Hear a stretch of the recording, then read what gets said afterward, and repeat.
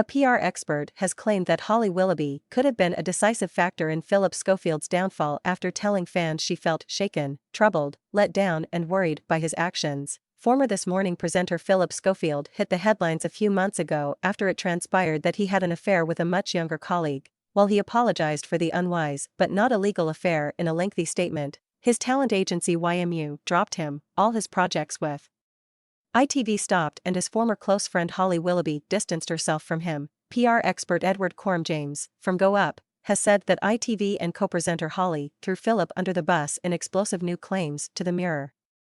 Edward has also compared Phillip's situation to Edward's recent scandal and claimed that, because who received a lot more public support from those around him, the outcome for the BBC News anchor was very different. The PR expert even claimed that whose wife Vicky Flynn's response saved his career, while Phillip was left deserted by his inner circle. He argued that neither scandal should have resulted in permanent damage to their careers and that a degree of homophobia with the public outcry was also at play. However, he claimed Holly turning her back on Phil and denouncing him on national TV certainly didn't help. You only have to look at the fallout from the Schofield saga and the double standards in terms of society's response to Edwards, to see that Schofield had every reason to fear the potential for unfair and inflated scrutiny of his private life. Edwards said, he was also a well-loved and famous television personality, and thus even more open to unbalanced criticism. Most ordinary folk would have lied about having an affair, and he had much more to lose in his affair than most ordinary folk.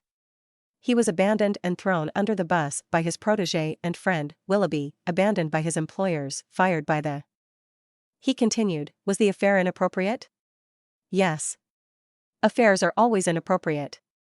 Aside from his wife, his younger colleague and himself, was it anyone else's business?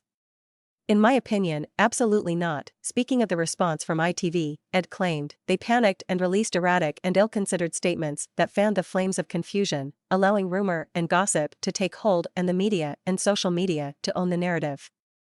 His inner circle deserted him, and indeed threw him under the bus. I don't believe that, from a crisis comms point of view, there was any good reason for Willoughby not to close ranks around her old friend and mentor. Doing so would have had the same cooling effect as Flynn's statement had about Edwards.